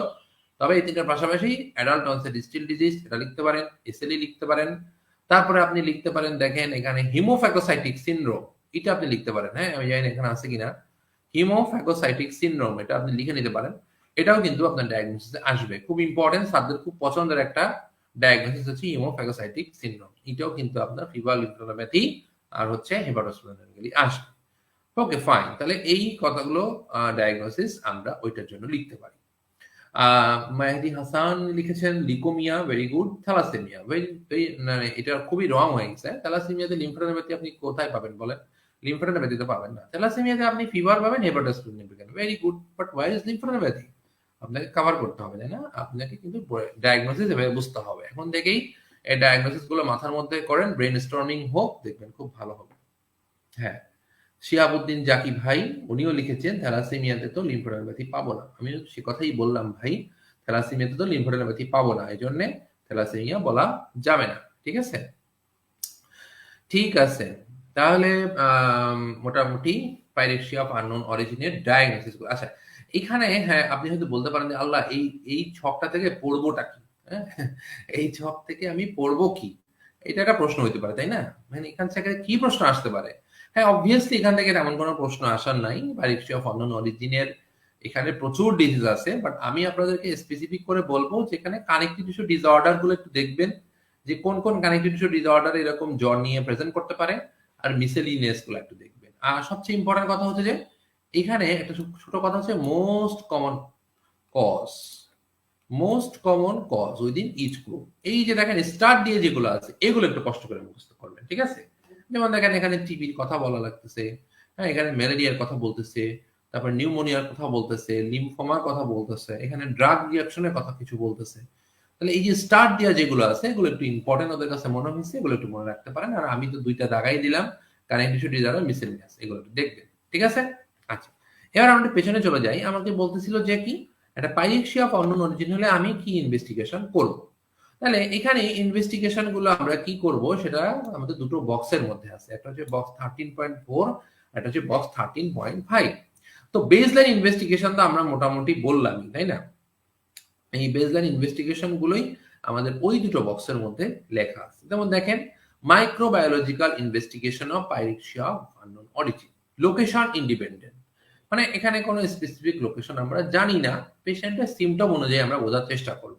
তাহলে দুইটা ইনভেস্টিগেশন কিন্তু মাথায় রেখে, একটা তো রুটিন যেটা আমরা আগেই বলেছি যে ওইখানে CBC, liver function, renal function, urinary, একটা আল্ট্রাসাউন্ড, এগুলো তোমরা বলেই আসতাম। এখন আপনি মাইক্রোবায়োলজিক্যাল ইনভেস্টিগেশন করতে চাচ্ছেন, এটা তো পেশেন্টের সিমটম অনুযায়ী হবে, তাই না? যেমন ব্লাডে আপনি কিছু অ্যাটিপিক্যাল লিম্ফোসাইট যদি চিন্তা করেন যেটা হেপাটাইটিস, সিএমবি, ইবিভি এগুলো হইতে পারে, তখন আপনি এটা করতে পারেন। যখন রেসপিরেটরি স্যাম্পল আপনি নিতে পারেন, হ্যাঁ স্পুটাম, ড্রাম স্টিন দেখতে পারেন, ফাঙ্গাল হাইফি দেখতে পারেন, আপনি এই যে দেখেন এএফবি দেখতে পারেন, হ্যাঁ এগুলো তো আপনি দেখতেই পারেন, তাহলে এটা করবেন। স্টুলে আপনি বিভিন্ন নেমাটোডের ওভা, সিস্ট, প্যারাসাইট এগুলো দেখতে পারেন। এগুলো হচ্ছে মানে লোকেশন ইন্ডিপেন্ডেন্ট। কালচার, ওই যে বলতেছিলাম যে যেখানেই যা পাবো কালচার করে বেড়াবো, ঠিক আছে? তাহলে একটা আমরা বলতে পারি কি, স্পুটামে আমরা কালচার সেন্সিটিভিটি দেখতে পারি। আবার আমরা এইখানে মাইক্রোব্যাকটেরিয়ামের জন্য, ঠিক আছে, টিবি কালচার কিন্তু করতে পারি, তাই না? তারপরে সিএসএফ এ আমরা কিন্তু দেখতে পারি, গ্যাস্ট্রিক অ্যাসিডিটি দেখা সম্ভব, স্টুল দেখা সম্ভব, ইউরিনে কালচার করতে পারি, ব্লাড কালচার করতে পারি, বিভিন্ন জায়গায় অ্যাসপিরেট করে ওন্ড হোক, জয়েন্ট হোক, ডিব্রাইড টিস্যু হোক, সেখান থেকেও কালচার করতে পারি। অ্যান্টিজেন ডিটেকশন আমরা কারা কারা করতে পারি এটা একটু দেখবেন। নিউক্লিক অ্যাসিড ডিটেকশন আমরা কোথায় কোথায় সাধারণত করি এটা দেখবেন। ইমিউনোলজিক্যাল টেস্ট না দেখলেও চলবে, জিওগ্রাফিক্যালি একটু রেস্ট্রিক্টেড টেস্ট আছে, এটা আমাদের জন্য অতটা ইম্পর্টেন্ট না, তারপর একটু দেখে রাখা ভালো, ঠিক আছে? ওকে, তাহলে এইখানে কিছু টেস্ট, এগুলো একটু রিডিং দিবেন, এগুলো মানে খুব একটা যে আহামরি ইম্পর্টেন্ট তা কিন্তু না। স্পেসিফিক ডিজিজ আমরা যখন পড়বো, যখন আমি লাইম ডিজিজ পড়বো, তখন লাইম ডিজিজের জন্য কি ইনভেস্টিগেশন স্পেসিফিক সেটা আমরা দেখে নেবো, ওইটাই পরম পরীক্ষায় আসবে যে মোস্ট স্পেসিফিক টেস্ট বা গোল্ড স্ট্যান্ডার্ড, সেটা পরীক্ষায় জানবো। যখন টিবি পড়বো তখন টিবির জন্য আমরা কি ইনভেস্টিগেশন করি, ডায়াগনোসিসের জন্য, ল্যাটেন্ট টিবি দেখার জন্য কি ইনভেস্টিগেশন করি সেটা আমরা জানবো। আমরা যখন কোনো ভাইরাল ডিজিজ পড়বো তখন তার আমরা অ্যান্টিজেনটা বেশি দেখি নাকি অ্যান্টিবডিটা দেখি সেটা আমরা দেখবো, তাই না? সো এগুলো আমরা ডিজিজ স্পেসিফিক পড়ার সময় দেখে নিব। Additional investigation to be considered in pyrexia of unknown origin, আর কি করা যেতে পারে ওগুলো আমরা কিন্তু অলরেডি বলেছি। যেমন এগুলো আমরা ওইখানে বলেছি যে আমরা কিছু কানেক্টিভ টিস্যু ডিসঅর্ডারের জন্য কিছু আমরা সেরোলজি করতে পারি, যেমন অটো অ্যান্টিবডি দেখতে পারি, কমপ্লিমেন্ট দেখতে পারি, যেমন এসএলই তে কমপ্লিমেন্ট লেভেল কিছু কমতে পারে, ইমিউনোগ্লোবুলিন লেভেল দেখতে পারি, ক্রায়োগ্লোবিনিমিয়া হয় অনেক সময় দেখতে পারি, ইকো করতে পারি যদি ইনফেক্টিভ এন্ডোকার্ডাইটিস চিন্তা করি, আল্ট্রাসাউন্ডের কথা তো আমি বলেছি ইম্পর্টেন্ট, হ্যাঁ এফডিজি স্ক্যান আমরা করতে পারি অনেক সময়, পেট স্ক্যান, বায়োপসি আমরা অনেক সময় করি, যেমন ধরেন টিবি ডায়াগনোসিসের জন্য আমরা বল ফ্লুইড নেই, ট্রান্সব্রঙ্কিয়াল বায়োপসি করি, টিবিএনএ করি, লিভার থেকে বায়োপসি করা লাগতে পারে। বোন ম্যারো অ্যাসপিরেটের একটা ভালো রোল আছে, আমি দেখাবো যে বোন ম্যারো থেকে আমরা কিন্তু অনেক ডায়াগনোসিস করতে পারি। যেমন দেখেন এখানে বলতেছে যে বোন ম্যারো থেকে আমরা অনেক ডায়াগনোসিস করা সম্ভব, যেমন হেমাটোলজিক্যাল ম্যালিগন্যান্সি ডায়াগনোসিস করা সম্ভব, myelodysplastic syndrome, tuberculosis, brucellosis, even visceral leishmaniasis, এটাও কিন্তু আমরা বোন ম্যারো থেকে ডায়াগনোসিস করতেই পারি। এগুলো প্রত্যেকটাই ফিভার নিয়ে প্রেজেন্ট করতে পারে। ভিসেরাল লিশমেনিয়াসিসের জন্য অবশ্য আমরা স্প্লেনিক অ্যাসপিরেটটাই বেশি করে থাকি, সেটার কথাও এখানে লিখেছে। এফডিজি পেটের একটা কথা বললাম, এটা কিন্তু মূলত ভাস্কুলাইটিস ডায়াগনোসিস করার জন্য আমাদের খুব গুরুত্বপূর্ণ একটা ইনভেস্টিগেশন টুল। সো এটা খুবই ইম্পর্টেন্ট, এই কথাগুলো আমি দাগিয়ে রেখেছি, আপনারা পড়ে দিবেন। এখানে এই জিনিসটা একটু স্পেসিফিক্যালি দেখানোর অর্থ হচ্ছে এগুলো আমরা যখন পড়বো অনেক সময় আমরা বুঝতে পারি না যে what is the difference between impetigo, erysipelas, cellulitis. এটা একই জিনিস, প্রত্যেকটা স্ট্রেপ্টোকক্কাস দিয়ে হয় কিন্তু ডিফারেন্ট টিস্যু লেভেলে। এই জিনিসটা বোঝানোর জন্য এটা একটু দাগাইছি। দেখেন ডেভিডসনে খুব সুন্দর করে লিখছে যে ইমপেটিগো ইনভলভ করে এপিডার্মিস। সেই ইমপেটিগো মানে ইনফেকশনটা যখন ডার্মিসে চলে যাচ্ছে সেটাকে আমরা বলতেছি ইরাইসিপেলাস। যখন এই ইনফেকশনটা স্প্রেড করতে করতে সাবকিউটেনিয়াস ফ্যাটে চলে যাচ্ছে তখনই আমরা সেটাকে বলতেছি সেলুলাইটিস। অর্থাৎ একই ইনফেকশনের পেনিট্রেশন অনুযায়ী নামগুলো ডিফারেন্ট হচ্ছে, প্রত্যেকটাই কিন্তু organism same streptococcus, but different tissue level অনুযায়ী। ইমপেটিগো, তারপর আরেকটু নিচে ইরাইসিপেলাস, একদম ফ্যাট লেভেলে যে সেলুলাইটিস। আর নেক্রোটাইজিং ফাসাইটিস হচ্ছে দেখেন ফাসা মাসা পার হইয়া মাসলে চলে গেছে, হ্যাঁ, ডিপ ফাসাল প্লেন, হ্যাঁ, নেক্রোটাইজিং ফাসাইটিস, ওটাই কিন্তু সেই একই সেই স্ট্রেপ্টোকক্কাস দিয়েই হচ্ছে। তাহলে এই জিনিসটা একটু বোঝানোর জন্য এই ছবিটা একটু দাগাইছি, জিনিসটা বোঝাটা ইম্পর্টেন্ট, পরীক্ষাও আসতে পারে যে necrotising fasciitis infection in subcutaneous fat level. এটা তো রং, ভুল, তাই না? এইভাবে আমাকে কিন্তু একটু মিলাই চিন্তা করতে হবে। এখানে একটা খুব ইম্পর্টেন্ট কথা বলছে, অনেক সময় প্রশ্নটা পরীক্ষায় দেয়, এই জন্য আমি একটু দাগায় রাখছি যে আপনাকে একটা মেনিনজাইটিস বা একটা এনকেফালাইটিসের ফিচার দিল, লাইক পেশেন্টের জ্বর আসছে, high grade fever, orientation altered, হ্যাঁ, পেশেন্টের আপনার ধরেন প্লান্টার বাইলেটারাল এক্সটেন্সর, এই পেশেন্টের জিসিএস হয়ে গেছে ধরেন আপনার ধরেন 9-10 জিসিএস, হ্যাঁ, এই পেশেন্টের এমআরআই করা হয়েছে, এমআরআই দেখা যাচ্ছে যে একটা enhancement from temporal lobe দেখা যাচ্ছে। What is the organism? What is the most possible organism? তাহলে যখনই একটা এনকেফালাইটিসের ফিচার দিবে, মনে রাখবেন এনকেফালাইটিসের মোস্ট কমন কজ হচ্ছে viral cause, most common cause হচ্ছে ভাইরাল কজ। এখন মোস্ট কমন ভাইরাসও হচ্ছে এখানে হার্পিস, তাই না? বাট অনেক ভাইরাসই কিন্তু এনকেফালাইটিস হইতে পারে, ইভেন ডেঙ্গুতেও হইতে পারে। তো যখন টেম্পোরাল লোবের কথাটা বলবে MRI specifically, because temporal lobe is the most common predilection site for herpes simplex type 1. So এক্ষেত্রে যখন টেম্পোরাল লোবের কথাটা এমআরআইতে বলে দেবে, বুঝতেই পারবেন আপনার অর্গানিজম হচ্ছে হার্পিস সিমপ্লেক্স। এই কথাটা ডেভিডসনে কোন জায়গায় লেখা আছে দেখে রাখলাম, ছবিটা একটু মনে রাখলাম, তাতে করে আমাদের পরীক্ষার সিনারিওটা দেখাতে সুবিধা হবে। ঠিক আছে, এমসিবিএস পার্ট অন লেভেলে এই টাইপ কোয়েশ্চেন হয়, যাতে আপনারা ডেভিডসনে কোনায় কোনায় পড়ছেন কিনা সেটা বুঝতে পারেন, বা এই নলেজ গুলো যেন মাথায় থাকে যে একটা এমআরআই দেখি যেন একটা অর্গানিজম সম্বন্ধে আপনি ধারণা করতে পারেন। ঠিক আছে না? তাহলে এটা মনে রাখবেন হার্পিস সিমপ্লেক্সের একটা স্পেসিফিক কথা। আচ্ছা, তাহলে পাইরেক্সিয়া বা অন্যান্য অরিজিন কিন্তু মোটামুটি আমাদের পড়া শেষ হয়ে গেল। Fever in the injection drug user, এক্ষেত্রে দুটো কথা মনে রাখবেন যে রিক্রিয়েশনাল ভাবে অনেকে ইনজেকশন ইউজ করে থাকে, তাদের দুইটা কমন অর্গানিজম দিয়ে সাধারণত ইনফেকশন হয়, একটা হচ্ছে স্ট্যাপ অরিয়াস, একটা হচ্ছে স্ট্রেপ্টোকক্কাস পায়োজেনেস।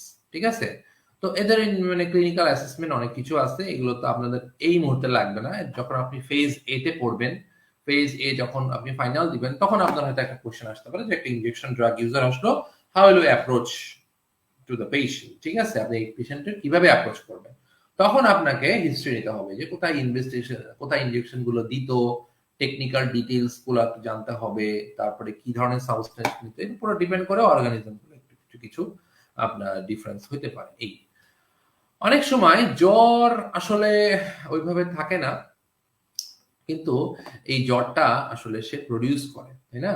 তাহলে এই জ্বরটা সে সেলফ মানে হার্ম করার জন্য বা ডেলিভারের একটা কোন একটা ধরেন আপনার লাভের আশায় সে জ্বরটাকে ইচ্ছা করে করে প্রডিউস করতেছে, বাট ডেফিনিট কোনো অর্গানিক কোনো কজ আপনি পাবেন না, তখন সেই জ্বরটাকে আমরা বলি হচ্ছে factitious fever. It's one of the differential diagnosis of pyrexia of unknown origin. So এই ফ্যাকটিশিয়াস ফিভার আপনি কিভাবে ডায়াগনোসিস করবেন, এটা খুব ইম্পর্টেন্ট একটা জিনিস। সার্ভার কিন্তু দিতে পারে, ট্রু ফলসে দিতে পারে। যখন দেখবেন যে পেশেন্টের টেম্পারেচার, আমরা জানি যে 1 ডিগ্রি সেলসিয়াস টেম্পারেচারের জন্য পেশেন্টের পালস রেট 10 চেঞ্জ হয়। কিন্তু যদি এরকম কোনো ধরনের পালস রেট চেঞ্জ হচ্ছে না, তাহলে এটা কিন্তু ফ্যাকটিশিয়াস একটা ফিভার হতে পারে। ফ্যাকটিশিয়াস ফিভারের টেম্পারেচারটা খুবটা বেশি থাকে, আর পেশেন্টের সোয়েটিংটা সাধারণত থাকে না। জ্বরটা যখন ছেড়ে যায় তখন সোয়েটিং থাকার কথা, সেটা থাকে না। পেশেন্টের আপনি ইনভেস্টিগেশন করলেই ধরা খেয়ে যাবে সে সিআরপি, ইএসআর এগুলো কিন্তু নরমাল থাকে, যদিও পেশেন্টের ফিভারটা অনেক হাই। পেশেন্ট তাহলে এই ফ্যাকটিশিয়াস ফিভারটা তৈরি করে কিভাবে? ওই যে কোন সেলফ ইনজেকশন, ওই যে গ্রামগঞ্জে কি জানি করে না, এক্সিলাতে রসুন দিয়া পেঁয়াজ দিয়া কি সব করে, স্কুলে যাবে না সেজন্য। তো ওই হচ্ছে ব্যাপার স্যাপার। তাহলে এরকম কোনো একটা এভিডেন্স থাকতেই পারে। Infection with multiple commensal organism. তো এই ফ্যাকটিশিয়াস ফিভারটা কিন্তু আপনি ডায়াগনোসিস করার জন্য এই টুলসগুলো ক্লুগুলো রাখতে পারেন। এইটুকু ছাড়া এখান থেকে আর লাগবে না। আমরা চলে আসি হচ্ছে একবারে পেজ, এই যে পেজ হচ্ছে কত 268। তাহলে ওই যে আলোচনা করতেছিলাম যে ড্রাগ ইউজার যারা, ওদের যে ইনফেকশন যদি হয় সেক্ষেত্রে আমরা কি অ্যান্টিবায়োটিক দিব। তো বেসিক্যালি দুইটা কমন অর্গানিজমের কথা তো আমরা বললাম, স্ট্রেপ্টোকক্কাস আর স্টেফাইলোকক্কাস, এই দুটোর কথা মাথায় রাখবো। বাট আরো ইনভেস্টিগেশন কিন্তু হইতে পারে, আরো অর্গানিজম আসতে পারে, লাইক ক্লস্ট্রিডিয়াম আসতে পারে, আপনার নোকার কি বলে সিউডোমোনাস ক্যান্ডিডা, এগুলোও কিন্তু তার ইনফেকশন হতে পারে। বাট যেহেতু common organism things commonly, so এই জন্য আমরা কমন অর্গানিজম চিন্তা করে তাকে অবশ্যই ফ্লুক্লক্সাসিলিন দেওয়ার চেষ্টা করব। বাট যদি এমন হয় যে এটা রেজিস্ট্যান্ট, সেক্ষেত্রে আমাদের কিন্তু ভ্যানকোমাইসিন, ডেপ্টোমাইসিন, লাইনাজোলিড এগুলো দেওয়া লাগতে পারে। ঠিক আছে, 2 সপ্তাহ থেকে 4 সপ্তাহ পর্যন্ত আমরা কিন্তু দিব পেশেন্টকে antibiotic. Fever in the immunocompromised host, that's a very important thing. Another important thing, এটাও কিন্তু অনেক সময় প্রশ্ন আসতেই পারে যে which of the following condition are associated with immunocompromisation. তাহলে immunocompromised host কারা সেটা একটু জেনে নিই। এক হতে পারে congenital immunodeficiency disorder থাকে, যেমন STAD, তারপর ডিজর্ড সিনড্রোম, এরকম কিছু ইমিউনোডেফিসিয়েন্সি ডিসঅর্ডার আছে। ইমিউনোলজি পড়ানোর সময় এটা জানানো হবে আপনাদেরকে। HIV infection, iatrogenic immunosuppression by anti-cancer drug, steroid পাচ্ছি দীর্ঘদিন থেকে, বিভিন্ন metabolic abnormality like patient under nutrition অথবা পেশেন্ট ডায়াবেটিক, এই ধরনের পেশেন্ট কিন্তু ইমিউনোকম্প্রোমাইজ থাকে। এখন ইমিউনোকম্প্রোমাইজ এদের কি ধরনের ডায়াগনোসিস হইতে পারে? এদের তো বিভিন্ন অর্গানিজম আসতেই পারে, মোর স্পেসিফিক্যালি বিভিন্ন ব্যাকটেরিয়াল ইনফেকশন খুব নটোরিয়াস হয়ে যায় ইমিউনোকম্প্রোমাইজের ক্ষেত্রে, লাইক টিউবারকুলোসিস। ফাঙ্গাল ইনফেকশন গুলো এখানে খুব প্রচুর আসে, বিভিন্ন ফাঙ্গাল ইনফেকশন লাইক ক্রিপ্টোকক্কাস, তারপরে হচ্ছে অ্যাসপারগিলাস, হিস্টোপ্লাজমা, এগুলো অপরচুনিস্টিক প্যাথোজেন আসতেই পারে। নিউমোসিস্টিস, এটা অপরচুনিস্টিক। তো এগুলো ইম্পর্টেন্ট। আর হচ্ছে কিছু কিছু সময়, অনেক সময় ইমিউনোকম্প্রোমাইজের ক্ষেত্রে নন ইনফেকশাস ডিজিজ গুলো কিন্তু বেড়ে যেতে পারে, like vasculitis, neoplasm, lymphoproliferative disease, haematopoietic stem cell transplant মানে করার পরে here graft versus host disease, sweet syndrome, এটা একটু ইম্পর্টেন্ট। সুইট সিনড্রোম পরবর্তীতে আমরা পড়াবো, একটু দেখে রাখেন। হেমাটোলজি পড়ানোর সময় সুইট সিনড্রোম পড়ানো হবে। Reddish nodule or plaque with fever and leukocytosis associated with hematological malignancy. কিছু ম্যালিগন্যান্সি লিউকোমিয়ার সাথে অ্যাসোসিয়েটেড আছে। আমরা দেখবো যে সুইট সিনড্রোম, এটা একটু মাথায় রাখবেন। আমরা হেমাটোলজি পড়ার সময় সুইট সিনড্রোমটা পড়াবো। ওয়েল, ক্লিনিক্যাল অ্যাসেসমেন্ট এই পেশেন্টগুলো তো আমরা করবোই, অ্যাজ ইউজুয়াল। আমরা যা যা দেখি, রুটিন ইনভেস্টিগেশন করব, কোনো লোকালাইজেশন পালে সেখান থেকে আমরা স্পেসিমেন নিয়ে কালচার করব, আমরা স্টেইন করব, স্টেইন করে দেখার চেষ্টা করব। তবে এক্ষেত্রে কিছু স্পেশাল টেস্ট করা লাগতে পারে, যেমন এখানে দেখেন ওরা বলতে চাচ্ছে যে PCR analysis, specifically cytomegalovirus, notorious virus which which develops infection in immunocompromised host, most specifically in a post-transplant patient. Post-transplant patient এর ক্ষেত্রে সাইটোমেগালোভাইরাসটা কিন্তু খুবই কমন একটা অর্গানিজম, তো সেক্ষেত্রে তার পিসিআর আমাদের করা লাগতে পারে। অ্যাসপারগিলাসের আমরা কিন্তু পিসিআর করা লাগতে পারে, তাই না? অ্যান্টিজেন আমরা ক্রিপ্টোকক্কালের অ্যান্টিজেনটা করি, অ্যাসপারগিলাসে আমরা গ্যালাক্টোমান্নানটা দেখি, তারপরে ধরেন বিটা 1,3 বিটা ডি গ্লুকান দেখি নিউমোসিস্টিস জিরোভিসির ক্ষেত্রে, ঠিক আছে? আবার ইউরিন আমরা লিজিওনেলার ক্ষেত্রে আমরা ইউরিনের একটা অ্যান্টিজেন টেস্ট করি, লিজিওনেলা নিউমোফিলার antigen in urine. So BAL fluid আমরা অনেক সময় নিউমোসিস্টিক জেরোভিসিড বল ফ্লুইডও আমরা করি। বল ফ্লুইড মানে হচ্ছে ব্রঙ্কো অ্যালভিওলার ল্যাবেজ, ঠিক আছে? সো এই স্পেসিফিক ইনভেস্টিগেশন গুলো একটু মাথায় রাখবেন। নিউট্রোপেনিক ফিভার ভেরি ভেরি ইম্পর্টেন্ট একটা টপিক, ছোট টপিক কিন্তু স্যারদের অত্যন্ত প্রিয়। এখানে যেটা দুটো জিনিস মাথায় রাখতে হবে যে নিউট্রোপেনিক ফিভারের ডেফিনিশন, একটা হচ্ছে সিঙ্গল মেজারমেন্ট 38.5 ডিগ্রি সেলসিয়াস এর বেশি অথবা সাস্টেন টেম্পারেচার 38 ডিগ্রি সেলসিয়াস এবং তার সাথে নিউট্রোফিল কাউন্ট 500 এর কম, ঠিক আছে? লেস দ্যান 500 অথবা 0.5 9 পার লিটার। সো যদি 500 কম থাকে অ্যাবসলিউট নিউট্রোফিল কাউন্ট, তার সাথে ফিভারটা যদি এরকম বেশি থাকে, এটাকে আমরা বলি নিউট্রোফিলিক ফিভার। এখন নিউট্রোফিলিক ফিভারের ক্ষেত্রে আমাদের মানে আপনি রুটিন ইনভেস্টিগেশন বা ব্লাড কালচার এগুলো আপনার রিপোর্ট আসার আগেই কিন্তু অ্যান্টিবায়োটিক শুরু করতে হবে এবং সেক্ষেত্রে ব্রড স্পেকট্রাম অ্যান্টিবায়োটিক দিয়ে শুরু করব। এটার রেজিমেন্টটা হচ্ছে আমরা পিপারেসিলিন টাজোভেক্টাম, হ্যাঁ, এটা দিয়ে শুরু করব। তার সাথে আমরা একটা অ্যামাইনোগ্লাইকোসাইড যোগ করতে পারি। যদি 3 থেকে 5 দিনের মধ্যে ফিভারটা সাবসাইড না হয় সেক্ষেত্রে আমরা একটা এমপ্রি অ্যান্টিফাঙ্গাল যোগ করতে পারি, যেমন ক্যাসপোফাঙ্গিন। অল্টারনেটিভলি আমরা অনেক সময় ভেরিকোনাজল যোগ করতে পারি। তারপরে যদি ফিভার আমাদের মানে সাবসাইড না হয় সেক্ষেত্রে আমরা আইভি আপনার অ্যাসাইক্লোভির অ্যান্টিভাইরাল যোগ করতে পারি, ঠিক আছে?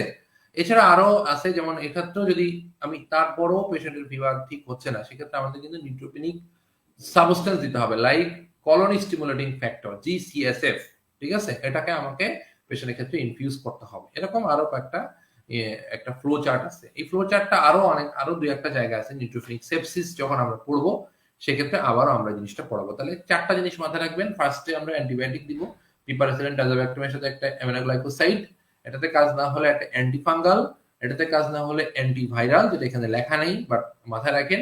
তার সেটাতে কাজ না হলে আমরা জিসিএসএফ মানে গ্রানুলোসাইট কলোনি স্টিমুলেটিং ফ্যাক্টর, এটা দিলে তাহলে আমাদের নিউট্রোফিলটা একটা কিছুটা হবে, ঠিক আছে? তাহলে এইভাবে আমরা নিউট্রোপেনিক সেপসিসটা ম্যানেজমেন্ট করতে পারি। পোস্ট ট্রান্সপ্লান্ট পেশেন্টে ওই যে বলতেছিলাম যে কি কি ইনফেকশন হইতে পারে, তো মোস্ট কমন আমি আগেই বলেছি সিএমবি, এছাড়াও নিউমোসিস্টিস, তারপরে ক্রিপ্টোকক্কাল, পিটিএলডি মানে হচ্ছে post transplant lymphoproliferative disorder. Most commonly এই পিটিএলডিটা হয় এপস্টেইন-বার ভাইরাস দিয়ে, ঠিক আছে? এই কথাটা নিচেই লেখা আছে দেখবেন, পিটিএলডি হয় এপস্টেইন-বার ভাইরাস দিয়ে, এটা একটু মাথায় রাখবেন, ঠিক আছে? তাহলে দাগানো অংশগুলো একটু পড়বেন। Common causes of blood stream infection, এখানে দেখবেন কমিউনিটি অ্যাকোয়ার্ডের অর্গানিজম গুলো কি কি, আর নসোকোমিয়ালের অর্গানিজম গুলা কি কি, ঠিক আছে? এটা একটু খেয়াল করবেন। ওকে, তাহলে দুটোর মধ্যে কিছু আছে মিউচুয়াল ফ্রেন্ড, সেটা একটু দেখে ফেলবেন। পজিটিভ ব্লাড কালচার এখান থেকে কিচ্ছু পড়ার দরকার নেই। সেন্ট্রাল ভেনাস ক্যাথেটার ইনফেকশন, এটা একটা আনাদার ইম্পর্টেন্ট টপিক। এখান থেকে মোটামুটি আপনি যা দাগানো এটুকু পড়লেই হবে। এখানে অর্গানিজমটা জানাটাই হচ্ছে মূল, মানে সিভি লাইনে ইনফেকশন। তাহলে আমরা আইসিইউর পেশেন্ট দেখি, এইচডিইউর পেশেন্ট অনেক সময় অনেকদিন ধরে সিভি লাইন করা থাকে, ডায়ালাইসিসের পেশেন্ট সিভি লাইন করা থাকে। এই সিভি লাইন দুই প্রকার হয়, একটা হচ্ছে টেম্পোরারি আর একটা হচ্ছে লং টার্ম বা পার্মানেন্ট, ঠিক আছে? টেম্পোরারি গুলা আপনার ফিমোরাল ভেইন, জুগুলার ভেইন এগুলোতে থাকে, সাবক্লেভিয়ান ভেইনে থাকে। আবার অনেক সময় লং টার্মের জন্য টানেল ক্যাথেটার থাকে। লং টার্মে যে লিখে রাখছি টানেল ক্যাথেটার, যেমন ইকম্যান ক্যাথেটার। তো অনেক সময় অনেকে প্রশ্ন করে যে টানেল ক্যাথেটারটা তাহলে কখন দিব? লং টার্ম অনেক দিন ধরে রাখতে হবে, তখন টানেল ক্যাথেটার দেওয়া হয়। তো এখন এই সিভি লাইনের ক্ষেত্রেও কিন্তু ওইগুলাই সবচেয়ে কমন, স্টেফাইলোকক্কাই সবচেয়ে কমন। এছাড়া কোয়াগুলেস নেগেটিভ স্টেফাইলোকক্কাই মোর কমন, ঠিক আছে? এখানে কিন্তু বলতেছে। তাহলে কোয়াগুলেস নেগেটিভ স্টেফাইলোকক্কাই কারা কারা বলেন তো? কমেন্টে লেখেন কোয়াগুলেস নেগেটিভ স্টেফাইলোকক্কাই কারা কারা, ঠিক আছে? এটা more common than staph aureus. Other cause enterococci, gram negative bacilli, citrobacter, pseudomonas, candida আর এনটিএম নন টিউবারকুলাস মাইক্রোব্যাকটেরিয়া। এই অর্গানিজম গুলা কমন গুলা মনে রাখবো, ঠিক আছে? কি কি হইতে পারে? লোকাল ইনফেকশন হইতে পারে, ইরাইথেমা, পুরুলেন্স, থ্রোম্বোফ্লেবাইটিস এগুলো ডেভেলপ করতে পারে। ইনভেস্টিগেশন কি করব? ব্লাড কালচার নিব। একটা ব্লাড কালচার নিলে হবে না, পেয়ার্ড ব্লাড কালচার নিতে হবে, ঠিক আছে? Differential time to positive blood culture 2 hours or more with the catheter sample coming up positive first. Suggestive আর লুমিনাল ক্যাথেটার ইনফেকশন, মানে আপনার পজিটিভ কালচার যদি আপনি পেয়ে যান, ঠিক আছে, with catheter sampling coming up positive first suggest luminal catheter, মানে আপনার যেখান থেকে আপনি দুটো জায়গা থেকে এখানে নিতে হবে, ঠিক আছে? একটা হচ্ছে ক্যাথেটারের স্যাম্পল, ক্যাথেটার স্যাম্পল, সেখান থেকে আপনি সব নেবেন। আবার যে ব্লাড নিচ্ছেন, যেখানে আপনার ইয়েটা ছিল, মানে আপনার মানে ব্লাড ক্যাথেটারটা যেখানে ছিল সেখান থেকে আপনি ব্লাডও নেবেন। এই ব্লাড এবং ক্যাথেটার থেকে যে স্যাম্পল নিচ্ছেন দুইটা আপনি পেয়ার কালচার করবেন। যদি দুটোই আপনার আসে তাহলেই মানে মিলে যায়, তাহলে এটা হচ্ছে লুমিনাল ক্যাথেটার ইনফেকশন। কোয়াগুলেস নেগেটিভ স্টেফিলোকক্কাই কারা? জাকি ভাই লিখেছেন, ভেরি গুড। স্টেফিলোককাস এপিডার্মিডিস আর স্যাপ্রোফাইটিকাস, হ্যাঁ গুড, ভেরি গুড। তবে এক্ষেত্রে স্টেফিলোককাস এপিডার্মিডিসটাই বেশি করে মনে রাখবেন, এটাই বোঝাইছে মূলত। কোয়াগুলেস নেগেটিভ স্টেফিলোকক্কাই বলতে স্টেফিলোককাস এপিডার্মিডিস এটাকে বোঝানো, স্যাপ্রোফাইটিকাসটা এখানে গুরুত্বপূর্ণ না। তো যদি কোয়াগুলেস নেগেটিভ হয় সেক্ষেত্রে আমরা কি করতে পারি? একটা হচ্ছে ক্যাথেটার রিমুভ করতেই হবে, মেন কথা এটা হচ্ছে 1 নম্বর কথা। ক্যাথেটার রিমুভ করব, তারপর অ্যান্টিবায়োটিক দেব। অ্যান্টিবায়োটিক দিতে পারি 5 থেকে 7 দিন, অথবা টানেল ক্যাথেটার যদি হয় সেক্ষেত্রে 14 দিন। কি দেব? ভ্যানকোমাইসিন দিব, ঠিক আছে, কোয়াগুলেস নেগেটিভের ক্ষেত্রে। আর অরিয়াসের ক্ষেত্রে আমরা নরমালি ফ্লুক্লোক্সিসিলিন দিব। যদি এমআরএসএ হয় তাহলে পরে আমরা ভ্যানকোমাইসিন, ডাইনাজোলিন, ট্রিপ্টোমাইসিন এগুলো দিব। যদি ধরেন আপনার সিউডোমোনাস হয় সেক্ষেত্রে সিউডোমোনাস কাভারেজ দিব, স্টেপটাজিডিন, মেরোপেনাম, টিকার পিপারাসিলিন, টাজোভেক্টাম এগুলো দিব। তবে ওই একই কথা 14 দিন, এবং প্রত্যেকটা ক্ষেত্রে ক্যাথেটার রিমুভ করতেই হবে। সেপসিস, তাহলে সেপসিস কিন্তু বেসিক্যালি আমাদের একটু পরে আমরা পড়বো। হ্যাঁ দেখেন 13.7 ওখানে আমরা পড়বো বেসিক্যালি, বাট এখানে আমরা অল্প একটু দেখে যাই। নেক্রোটাইজিং ফাসাইটিসটা বলতে চাইছে 4টা টাইপের নেক্রোটাইজিং ফাসাইটিস আছে, সেগুলোর প্রত্যেকটা আলাদা আলাদা অর্গানিজম আছে, সেগুলো একটু দেখবেন। টাইপ 1 এ যেমন গ্রাম নেগেটিভ ব্যাকটেরিয়ান অ্যানারোব, ডায়াবেটিক ইমিউনো কম্প্রোমাইজের ক্ষেত্রে বেশি হয়।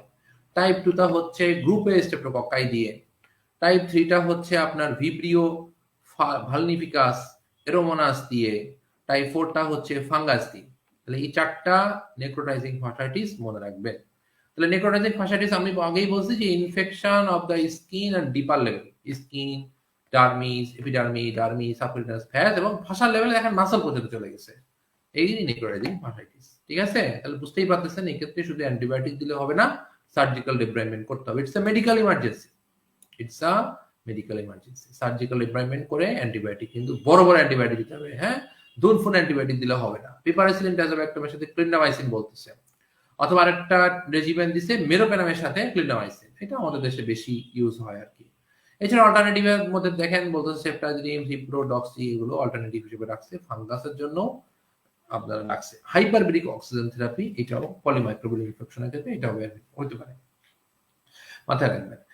Causes of infectious gastroenteritis, BCS দিয়ে মনে রাখবেন, ব্যাসিলাস স্টেফোরিয়াস ক্লস্ট্রিডিয়াম। হ্যাঁ কিছু একটা খাইছে, দাওয়াত খাইছে, বাইরে খাইছে, হোটেলে খাইছে, রান্নায় খাইছে, খাওয়ার পরে 6 থেকে 24 ঘন্টা বা 24 থেকে 48 ঘন্টার মধ্যে বিশাল পরিমাণে বমি আর পাতলা পায়খানা, এই তো গ্যাস্ট্রোএন্টারাইটিস, AGE, তাই না, অ্যাকিউজড গ্যাস্ট্রোএন্টারাইটিস। তাহলে এটা 3টা ইনফেকশন দিয়ে হয়, এটা বেসিক্যালি আমরা মনে রাখলাম। এছাড়া ব্যাকটেরিয়াল আরো কিছু ইনফেকশন হতে পারে।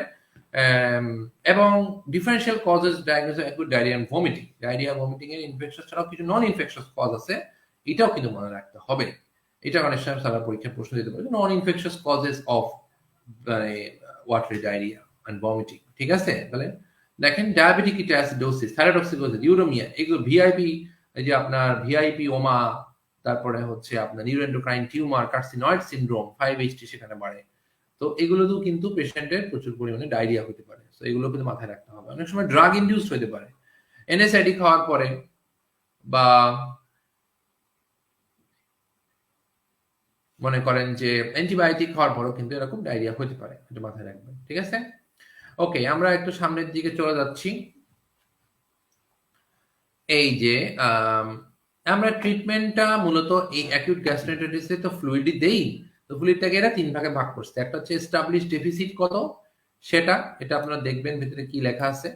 Replacement of the ongoing loss, মানে যা লস হচ্ছে সেটার জন্য বলতেছে যে প্রত্যেকবার পাতলা পায়খানার পরে 1 গ্লাস করে বা একটা স্যাচেট করে ইয়ে খাওয়ার জন্য, স্যালাইন খাওয়ার জন্য, ঠিক আছে? তাহলে এস্টাবলিশ যেটা ডেফিসিট যেটা আমরা আইভি দিয়ে দিব, অনগোয়িং লসটা আমরা ওরাল দিয়ে দেওয়ার চেষ্টা করব, আর নর্মাল ডেইলি রিকোয়ারমেন্ট যা সে তো সে খাবি। এই 3টাই কিন্তু আপনাকে পূরণ করতে হবে। ইউজুয়ালি এই ধরনের গ্যাস্ট্রোএন্টারাইটিস, অ্যাকিউট গ্যাস্ট্রোএন্টারাইটিস অ্যান্টিবায়োটিক লাগে না। ইন্ডিকেশন হচ্ছে শিগেলা ডিসেন্ট্রি আর ইনভেসিভ স্যালমোনেলোসিস, এক্ষেত্রে অ্যান্টিবায়োটিক লাগতে পারে, বাকিগুলোর ক্ষেত্রে কোনো অ্যান্টিবায়োটিক লাগে না। অনেক সময় আমরা বিভিন্ন কোয়াক ডাক্তারের মতো anti motility drug, anti diarrhoeal drug এগুলো দেওয়ার চেষ্টা করে। এগুলো নট রিকমেন্ডেড। এগুলো কিন্তু রিকমেন্ডেড না। লোপেরামিড, ওপিওয়েড, হ্যাঁ? এগুলো দিয়ে মনে করেন পায়খানা একদম বন্ধ করে দিলাম। এটা কোনো ভালো কোনো জুডিশিয়াস কোনো চিকিৎসা না। বরং যেটা সেক্রেশন সেটা সেক্রেশন হতেই পারে। আপনি বরং ফ্লুইডটা ম্যানেজ করেন। অ্যান্টি সেক্রেটরি না দেওয়া উচিত। ঠিক আছে? এই তো মোটামুটি ব্যাপার। এখান থেকে আর কয়েকটা চার্ট পড়েই আমাদের শেষ। এই যে এই চার্টটা থেকে দেখবেন মসকুইটো বাইটের মাধ্যমে কি ইনফেকশন হতে পারে, tick bite, sand fly, reduviid bug, fresh water swimming এগুলোর মাধ্যমে কি ইনফেকশন হতে পারে। এগুলো ট্রু ফলস এর জন্য। এগুলো সিঙ্গেল বেস্ট না। তারপরে দুটো এখানে ডিফারেন্সিয়াল মনে রাখবেন। একটা হচ্ছে ফিভার উইথ থ্রম্বোসাইটোপেনিয়া। এটা একটা ডিফারেন্সিয়াল। দেখেন ম্যালেরিয়ার কথা লিখছে, ভাইরাল হেমোরেজিক ফিভার। হ্যাঁ, এর মধ্যে কিন্তু ডেঙ্গু চলে আসবে। ভাইরাল হেমোরেজিক ফিভারের মধ্যে আপনি হয়তো বলবেন যে হাই হাই এত কমন ডায়াগনোসিস কিন্তু ডেঙ্গুটা কোথায়? আসলে ভাইরাল হেমোরেজিক ফিভারের মধ্যে কিন্তু অনেক আপনার ভাইরাস রয়েছে। সেই মধ্যে ডেঙ্গু একটা অন্যতম। হ্যাঁ, মেনিনজোকক্সিমিয়া, এন্টেরোভাইরাস, এপ্লারোস্পিস এগুলো হচ্ছে ফিভার উইথ থ্রম্বোসাইটোপেনিয়া। আরেকটা পড়বেন fever with rash. Fever with rash এটা একটা ডিফারেন্সিয়াল ডায়াগনোসিস। এগুলো একটু দেখবেন কি কি ডিফারেন্সিয়াল ডায়াগনোসিস এখানে আছে। Most common cause of travellers diarrhoea এই ছকটা পড়বেন, আমি দাগিয়ে রেখেছি ছোট ছোট ছক। এগুলো থেকে ভেতরে আর কিচ্ছু করার নেই, এগুলো কিচ্ছু করতে হবে না, একদম বাদ বাদ।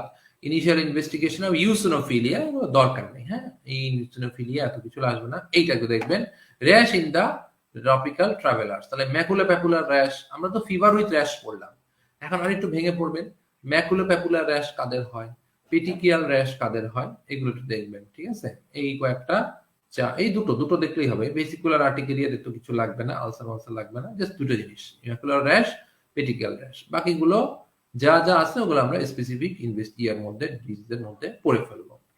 তো এই হচ্ছে মোটামুটি আজকের আমাদের মানে ইনফেকশন ডিজিজের একদম শুরুর অংশ, খুব শুরুর অংশ, বেসিক অংশ, কঠিন কিচ্ছু নাই। নেক্সট দিন থেকে আমরা ভাইরাল ইনফেকশনটা শুরু করব। ঠিক আছে, তাহলে ভাইরাল ইনফেকশন আগামী দিন কিন্তু আমরা বিভিন্ন ভাইরাল ইনফেকশন পড়ার সাথে সাথে ডেঙ্গুটা করবো। ডেঙ্গুটা খুব গুরুত্বপূর্ণ।